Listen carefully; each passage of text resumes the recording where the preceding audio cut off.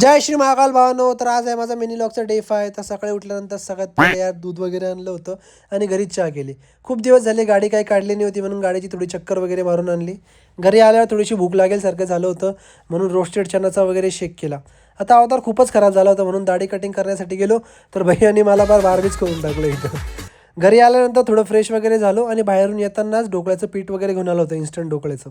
त्यानंतर म्हटलं काहीतरी नवीन ट्राय करायचं होतं म्हणून ते ट्राय करून बघितलं ढोकळ्याचं. फर्स्ट टाइमच ट्राय केला होता यार म्हणून मला तरी खरंच खूप भारी आवडला. नक्कीच तुम्ही ट्राय करून बघा, तुम्हाला आवडेल. आज दगडूशेठ महाराजांचे दर्शन करायचं हे ठरवलं होतं म्हणून निघालो. रस्त्यामध्ये यार ही गाडी दिसली यार, तुम्हाला माहिती असेल तर प्लीज कमेंटमध्ये सांगा यार कोणती गाडी होती. जेव्हापासून हा युनिव्हर्सिटीचा ब्रिज बनलाय ना यार, खरंच ट्रॅफिक खूपच कमी झाली होती. असा विचार केला असता पुढे शनिवार वाड्यामध्ये परत ट्रॅफिक लावून गेली. बाप्पांच्या दर्शनाला खूपच मोठी गर्दी होती यार म्हणून आम्ही पहिले स्वामी महाराजांचे दर्शन केले आणि त्यानंतर गणपती बाप्पांचे बाहेरूनच दर्शन केले.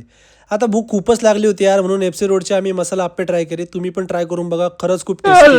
त्यानंतर थोडं थंड घेऊशी वाटलं होतं म्हणून ओरिओ शेक वगैरे ट्राय केला यार. खरंच इथलचं ओरिओ शेक खूपच बेस्ट आहे. तुम्ही पण ट्राय करून बघा, तुम्हाला पण आवडेल. मी तर नक्कीच पुढच्या वेळेस ट्राय करेल. मग घरी वगैरे पोहोचलो भावांनो. आजसाठी इतकंच भावांनो, भेटू नेक्स्ट व्लॉगमध्ये. थँक्यू.